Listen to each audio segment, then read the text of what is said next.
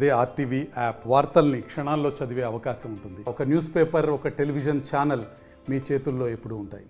ప్రతి సంవత్సరం మార్గశిర చతుర్దశి రోజు వచ్చే ఆ మహాశివరాత్రి సందర్భంగా రేపు నల్గొండ పట్టణంలోని ఏదైతే ఛాయా సోమేశ్వర ఆలయంలో కూడా ఆ స్వామివారి కళ్యాణం అంగరంగ వైభవంగా జరగబోతుంది. దానికి సంబంధించి కూడా అన్ని ఏర్పాట్లు పూర్తి చేశారు ఆలయ అధికారులు. వచ్చే భక్తులు కూడా ఎలాంటి ఇబ్బందులు జరగకుండా కూడా ఆ బారికేడ్లు కానీ క్యూ లైన్లు కానీ పెట్టి వచ్చిన ఆ భక్తులకు కూడా చలివేంద్రాలు ఏర్పాటు చేసిన పరిస్థితి ఉంది. వేసవికాలం వస్తున్న క్రమంలో కూడా ఎండ తీవ్రత ఎక్కువ ఉన్న క్రమంలో కూడా వచ్చిన భక్తులకు కూడా ఎలాంటి ఇబ్బందులు జరగకుండా అన్ని ఏర్పాట్లు కూడా పూర్తి చేసిన పరిస్థితి ఉంది.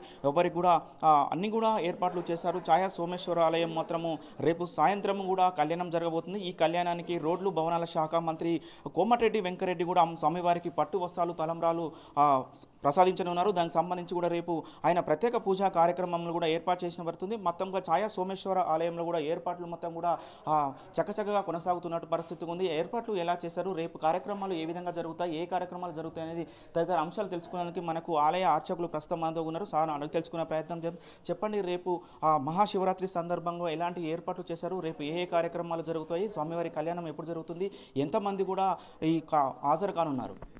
ఓం నమ శివాయ. వాగర్త వివ సంపర్త వాగర్త ప్రతిపతహే జగతో పితరో వందే పార్వతీ పరమేశ్వర. శ్రీ శ్రీ ఛాయా సోమేశ్వర స్వామి దేవస్థానం అండి. ఈరోజు గణపతి పూజ, కలశ స్థాపన, నవగ్రహారాధన, లక్ష్మీ గణపతి హోమం, రుద్రహోమం కార్యక్రమం కూడా నిర్వహించుకోవడం జరిగినది. మళ్ళా మూల విరాట్ సందర్భంగా రోజు అభిషేక కార్యక్రమం నిర్వహించుకోవడం జరిగినది. సంధ్యాకాలంలో అభిషేక పంచామృతం కానీ పళ్ళ రసాలతోటి అభిషేక కార్యక్రమం నిర్వహించుకోవడం జరిగినది. మరుసటి రోజు మహాశివరాత్రి 8వ తారీఖు శుక్రవారం రోజు 3 గంటలకు ప్రారంభమవుతాయి. భక్తులు చేతు వాళ్ళ స్వస్థాలతోటి అభిషేక కార్యక్రమం నిర్వహించుకోవడం జరుగుతుంది.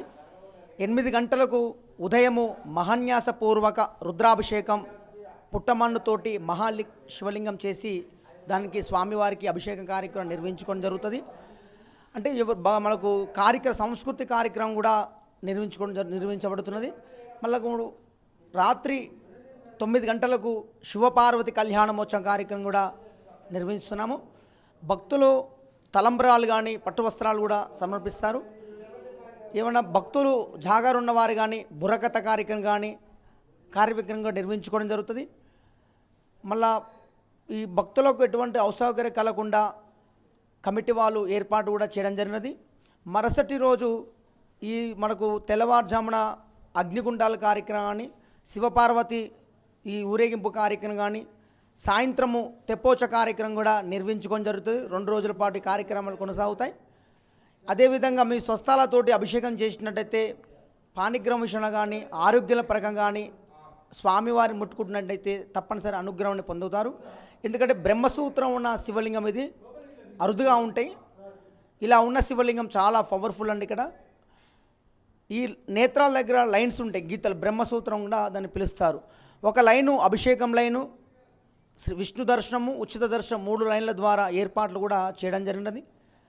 భక్తులకు ఎటువంటి అసౌకర్యం కలగకుండా ఈ ప్రసాదం కానీ తీర్థం విస్తరణ కానీ అన్ని ఏర్పాట్లు కూడా చేయడం కూడా జరిగినదండి. ఎందుకంటే ఈ మహాశివరాత్రి త్రయోదశి రావడం 300 ఏళ్ళ ఒకసారి వస్తుంది. ఈరోజు రేపు రావడం జరుగుతుంది, చాలా విశేషము.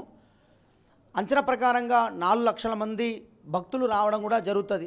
ఎందుకంటే ఉదయాన్నే 2 గంటలకే భక్తులు రావడం కూడా జరుగుతుంది. అభిషేకం లైన్లు కానీ కంటిన్యూగా ఆ రోజు మొత్తం ఫ్లోటింగ్ ఉండడం కూడా జరుగుతుంది. పోలీసు బందోబస్తు కూడా ఇక్కడ ఏర్పాటు కూడా చేయడం జరిగినదండి. ముఖ్య అతిథులుగా ఎవరెవరు వస్తున్నారు, కార్యక్రమంలో ఎవరు పాల్గొనబోతున్నారు? మన నల్గొండ మన మంత్రివర్యులు కోమటిరెడ్డి వెంకరెడ్డి గారు శివపార్వతి కళ్యాణానికి పట్టు వస్త్రాలు సమర్పణ ఇవ్వడం జరుగుతుంది. అదేవిధంగా మన ఆర్డీఓ గారు, మన కలెక్టర్ గారు, ప్రముఖులు కూడా మన అందరూ కూడా పాల్గొనడం కూడా జరుగుతుందండి. ఛాయా సోమేశ్వర ఆలయం అంటేనే ఒక చరిత్ర గల ఆలయం. ఆలయానికి ఒక పెద్ద ప్రత్యేకత కూడా ఉంది. చాలామంది కూడా భక్తులు వచ్చి ఉంటారు. అసలు ఛాయా సోమేశ్వర ఆలయం ప్రత్యేకత ఏంటి, ఎట్లా ఉండవు? అయితే ఇది ప్రాచీన దేవాలయం అండి. ఛాయా సోమేశ్వర స్వామి దేవస్థానం, విష్ణుమూర్తి, సూర్య భగవానుడు, దీన్ని త్రికుటాలయంగా పిలుస్తారు. ఒకప్పుడు ఈ దేవాలయం మొత్తము పూజలు కానీ ఏం జరగపోయేది. ఒకప్పుడు శిథిలావస్థలో ఉండేది. ఈ 2001 నుంచి 2010 వరకు పూజలు కూడా కొనసాగుతున్నాయి. ఒక ట్రస్ట్ వాళ్ళు తీసుకొని దీన్ని డెవలప్ చేశారు. అందులో ఒకటి 2016లో తెలంగాణ ప్రభుత్వం 2 కోట్ల నిధులతోటి ఈ దేవాలయాన్ని కూడా అభివృద్ధి చేయడం కూడా జరిగినది. ఈ పానగల్లుని ఒక పర్యాటక కేంద్రం చేసి ఈ దేవాలయాన్ని అభివృద్ధి చేస్తే ఒక రెండో శ్రీశైలంగా అధిక సంఖ్యలో భక్తులు కూడా రావడం జరుగుతుంది. ఇప్పటి కూడా విదేశాల నుంచి ఈ ఛాయని దర్శించుకోవడం కూడా జరుగుతుంది. ఎందుకంటే ఇక్కడ మంటపంలో 18 స్తంభాలు ఉంటాయండి. సూర్యోదయించి సూర్యాస్త వరకు ఆ స్వామివారి పైన కదలకుండా నిశ్చలంగా నీడ పడడం కూడా జరుగుతున్నది. ఆ స్తంభం ఎలా వస్తున్నది కూడా శాస్త్రవేత్త కూడా దాన్ని గుర్తించలేకపోయారు. మనకు వర్షం ఉన్న మబ్బు ఉన్నా సరే నీడ మాత్రం కనబడడం కూడా జరుగుతుంటుంది. ఎదురుగా వచ్చేసి సూర్యభగవానుడు. సూర్యభగవాన్ని ధర్మపత్ని ఛాయాదేవి, శనీశ్వర తల్లి అమ్మవారు. ఎందుకంటే ఒక పిల్లర్ నీడ సన్లైట్ మారుతున్న కొద్దీ ఛాయ అనేది కూడా మారుతుండాలి, కానీ ఛాయ అనేది మారట్లే. శివుడి పైన ప్రతిరోజు కూడా ఉండడం కూడా జరుగుతుంది. ఎందుకంటే భోలాశంకరుడు ఛాయాదేవికి వరం ఇచ్చారు. నా పైన నిలిచేటట్టు భోలాశంకరుడు స్వామి వరం ఛాయాదేవికి వరం ఇవ్వడం వల్ల ఆ పైన నిలిచేటట్టు కూడా చోళుల కాలి యంత్రబలంతో ఒక ఛాయ ఏర్పాటు కూడా చేయడం జరిగినది. ఎందుకంటే ఇది పానగల్లు ఒక పర్యాటక కేంద్రం చేసినట్టయితే ఈ దేవాలయాన్ని ఇంకా ముందు ముందు తెలంగాణ ప్రభుత్వము ఈ దేవాలయాన్ని అభివృద్ధి చేస్తే చాలా అద్భుతమైన దేవాలయంగా అవుతుందండి.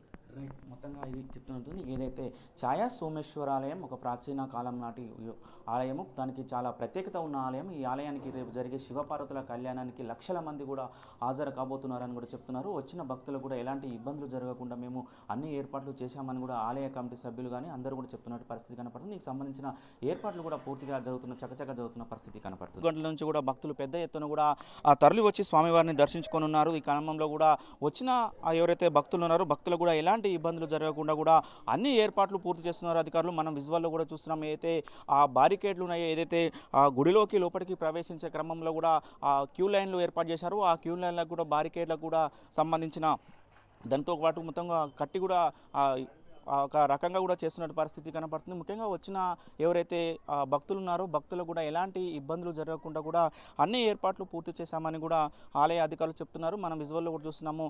ఆలయాన్ని అద్భుతంగా అలంకరించడానికి కూడా పూలతోటి కూడా అన్ని ఏర్పాట్లు కూడా చేసిన పరిస్థితి ఉంది. బంతి పూలు తీసుకొచ్చి కూడా మొత్తం కూడా అలంకారం చేస్తున్న పడుతుంది. విద్యుత్ దీపాలతో కూడా ఏదైతే ఛాయా సోమేశ్వర ఆలయం కూడా అంగరంగ వైభవంగా విరజిల్లుతుందని కూడా చెప్పుకోవచ్చు. రాత్రిపూట మాత్రము ఇక్కడ మాత్రము చాలా ప్రశాంత వాతావరణంగా ఉంటుందని కూడా భక్తులు చెప్తున్న పరిస్థితి ఉంది. ఎవరికి కూడా వచ్చిన భక్తులు కూడా పార్కింగ్ ఏర్పాట్లు కూడా చేశామని కూడా చెప్తున్నారు.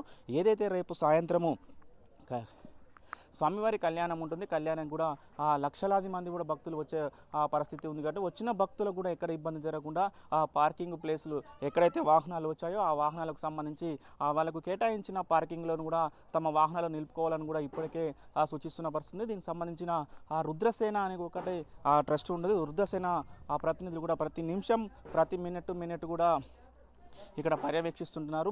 మధ్య మధ్యన కూడా ఏ భక్తుడు లోపలికి వెళ్లకుండా బయటికి రాకుండా కూడా వీళ్ళు దీనికి సంబంధించిన ప్లాస్టిక్ సంబంధించిన కూడా దీన్ని కట్టెంతో ఏర్పాటు చేసిన పడుతుంది. అంటే దీనివల్ల ఉపయోగం ఏంటంటే ఎవరు కూడా భక్తులు మధ్యలో అంటే గతంలో జరిగిన కొన్ని వాటిని కూడా దృష్టిలో ఉంచుకొని కూడా ఈ ఏర్పాటు చేసినట్టు కనపడుతుంది. ఇప్పుడు వచ్చిన భక్తులు ఎవరైనా క్యూ లైన్లో ఉన్న భక్తులు మాత్రం ఎట్టి పరిస్థితుల్లో ఆ క్యూ లైన్ వెళ్ళవలసిన పరిస్థితి. లేకపోతే ఇంతకుముందు మాత్రం ఏదైతే ఖాళీ ప్లేస్లో ఉందో ఖాళీ ప్లేస్లో నుంచి కూడా అవతలికి పోయే వరకు అప్పటికి వేరే ఎదురుగా ఉన్న భక్తులకు కూడా కొంత ఇబ్బంది అయ్యి వీళ్ళు గొడవ పట్టుకున్న కార్యక్రమాలు కూడా జరిగాయి. అలాంటి జరగకుండా కూడా అన్ని ఏర్పాట్లు చేస్తున్న పరిస్థితి ఉంది. చూద్దాం ఎప్పటి నుంచి చేస్తున్నారన్నా, ఎట్లా ఏంటి? ఇది గత 2 రోజుల నుంచి కూడా ఛాయా సోమేశ్వర ఆలయంలో శివరాత్రి ఉత్సవాలు ఘనంగా జరుగుతున్న విషయం నల్గొండ జిల్లా వ్యాప్తంగా తెలుసు. అయితే ఇక్కడ రుద్రసేన ఆధ్వర్యంలో మా చైర్మన్ గారు గంట్ల అనంత్ రెడ్డి గారి ఆధ్వర్యంలో ఆదేశాల మేరకు ఇక్కడ ప్రతి ఒక్క పనిని చాలా జాగ్రత్తగా చేయడం జరుగుతుంది. అలాగే ఇక్కడ వచ్చే లక్షలాది మంది భక్తులు వస్తారు. మేము గత 3-4 శివరాత్రుల నుంచి నేను ఇక్కడే పనిచేస్తున్నా. వాలంటీర్ సేవగా చేస్తాం. మేము ఏది ఆశించకుండా చేస్తాం. అయితే ఇక్కడ వచ్చేటువంటి భక్తులకు ఎలాంటి అసౌకర్యం కలగకుండా ఇక్కడ మేము బార్కెట్లు ఇలాగా అరేంజ్ చేయకపోతే ఏమవుతుందంటే భక్తులు ఒక లైన్లోంచి ఇంకో లైన్లోకి వెళ్ళేసి చాలా విధమైనటువంటి సమస్యలు ఏర్పడతాయి. మేము వాలంటీర్లకు కూడా చాలా రకమైనటువంటి కష్టాలు కూడా ఉంటాయి. ఇక్కడ చెప్పుకోలేము, అవన్నీ బాధలన్నీ వర్ణించలేము అనమాట, వర్ణాతీతం ఉంటాయి అవి. అయితే ఇక్కడ వచ్చేటువంటి భక్తులు కూడా కొంచెం ఓపికగా మా సేవను తీసుకొని వాళ్ళు కూడా భక్తిలో పరవశింతులై ఇక్కడ వచ్చి శివరాత్రి ఉత్సవాలను బాగా ఘనంగా. రుద్రసేనకు సంబంధించిన టీము ఎంతమంది మీరు యూత్ ఉన్నారు? ఎంతమంది కూడా ఏ కార్యక్రమాలు నిర్వహిస్తుంటారు? అవును సార్, రుద్రసేన ఆధ్వర్యంలో దాదాపు 200 మంది యూత్ ఉన్నారు. ఇక్కడి నుంచే కాకుండా వేరే దేశాల్లో కూడా మనకు ఆర్థిక సహాయం కూడా టెంపుల్కి ట్రస్ట్ ద్వారా వేస్తుంటారు అమౌంట్ కూడా. అవన్నిటికి కూడా మా చైర్మన్ అనంత్ రెడ్డి గారి ఆధ్వర్యంలో జరుగుతాయి. అలాగే ఇక్కడ ఎప్పుడైనా కూడా రుద్రసేన వాళ్ళు కరసేవ చేయడానికి చాలా మక్కువ చూపుతుంటారు. ఇక్కడ ఉన్నటువంటి పచ్చదనాన్ని కూడా రుద్రసేన ఆధ్వర్యంలో చేయడం జరిగింది. ప్రతి కార్యక్రమంలో రుద్రసేన ఆధ్వర్యంలో జరుగుతాయి. వాళ్ళ సేవ చేయడం స్టార్ట్ చేయడంతోనే ఈ టెంపుల్ అనేది ఇంత అభివృద్ధిలోకి వచ్చింది. ఎప్పుడు ఎవరికి కూడా తెలియనటువంటి విషయం కూడా ఇక్కడ ఉందనేటువంటి దాన్ని రుద్రసేన వాళ్ళే వెలికి తీశారనేటువంటిది ఒక నమ్మకం మాకైతే. పోయిన సంవత్సరం మహాశివరాత్రికి జనాలు తాకిడి ఎక్కువ ఉంది. ఈ సంవత్సరం ఎట్లా ఉండబోతుంది? దానికి అనుగుణంగా ఎట్లాంటి ఏర్పాట్లు చేసుకుంటున్నారు మీ రుద్రసేన సభ్యులు? ముందు శివరాత్రికి అభిషేకాల వల్ల కొంచెం ప్రాబ్లం ఏర్పడింది. అయితే అవి ఆత్మలింగం దగ్గర అభిషేకాలు ఏర్పాటు చేసి భక్తులకు ఎలాంటి అసౌకర్యం కలగకుండా గతంలో 2-3 సంవత్సరాల ముందు కూడా 2 నుంచి 4 గంటల సమయం కూడా అభిషేకాన్ని పట్టేటువంటి సమయం ఏర్పడింది. అయితే అలా ఎలా ఉండదు. ఇప్పుడు ప్రతి ఒక్క భక్తుడు కూడా గంట కంటే ఎక్కువ సమయం వేచి ఉండాల్సిన అవసరం కూడా లేదు. ప్రత్యేక గ్యాలరీలు కూడా ఏర్పాటు చేస్తున్నాం. ఉన్నటువంటి భక్తులు ఎవరు కూడా అసౌకర్యానికి లోను కాకుండా వాళ్ళు నెమ్మదిగా కూర్చొని ఓపికగా దేవునికి వాళ్ళ యొక్క భక్తిని చూపించవలసిందిగా కోరుతున్నాం. ఛాయా సోమేశ్వరం ఆలయానికి ఎదురుగా ఉన్న కోనేరు, ఈ కోనేరు కూడా చాలా ప్రత్యేకత ఉంటుంది. ప్రతి ఒక్క వచ్చిన భక్తుడు కూడా ఏదైతే ఈ కోనేరుకు వచ్చి సందర్శించుకొని ఇక్కడ కాళ్ళు చేతులు కడుక్కున్న అనంతరంలో కూడా ఏదైతే స్వామివారిని దర్శించుకొని ఉన్నారు. స్వామివారిని దర్శించుకుని వచ్చిన తర్వాత కూడా ఇదెల్లున్నట్టుగా ఈ కోనేరులో కూడా స్వామివారిని తెప్పోత్సవ కార్యక్రమం కూడా ఏదైతే స్వామివారి కళ్యాణం అయిపోయిన అనంతరం కూడా స్వామివారిలో తెప్పోత్సవం కార్యక్రమం ఉంటుంది. తెప్పోత్సవ కార్యక్రమం కూడా ఏదైతే ఈ కోనేరులో కూడా నిర్వహిస్తున్న పరిస్థితి ఉంది. మనం చూస్తున్నాము చాలా ఆనందం కూడా, వాటర్ కూడా చాలా ఫ్రెష్గా కనబడుతున్న పరిస్థితి ఉంది. ఈ కోనేరులో కూడా ఏదైతే ఆ చేప పిల్లలు కానీ పెద్ద పెద్ద ఆ చేపలు కూడా ఉన్న పరిస్థితి ఉంది. ఆ చేపలు కూడా మనకు స్పష్టంగా కనపడుతుంటే వాటర్ కూడా ఎలాంటి కలుషితం కాకుండా కూడా చాలా పవిత్రంగా కూడా ఆ వాటర్ ఉన్నాయని కూడా చెప్పుకోవచ్చు. దానిపై కూడా ఏదైతే దానికి సంబంధించిన తామర ఆ పూలు కూడా ఉన్న కనపడుతుంది. మనం విజువల్లో కూడా చూస్తున్నాము. ఏదైతే కొలను కూడా చాలా పెద్దగా ఉంటుంది. ఉన్న క్రమంలో కూడా అక్కడ తామర పూలతో కూడా అందంగా కనపడుతున్న పరిస్థితి ఉంది. ఏదైతే ఛాయా సోమేశ్వర ఆలయానికి వచ్చిన ప్రతి ఒక్కరు కూడా ఇక్కడికి వచ్చిన తర్వాత ఇది దర్శించుకున్న తర్వాత అక్కడ వెళ్తున్న పరిస్థితి కనపడుతుంది. మరిన్ని వీడియోస్ కోసం ఛానల్ ని సబ్స్క్రైబ్ చేయండి. లేటెస్ట్ అప్డేట్స్ కోసం వాట్సాప్ ఛానల్ ని ఫాలో చేయండి. అండ్ లింక్ డిస్క్రిప్షన్ లో ఉంది.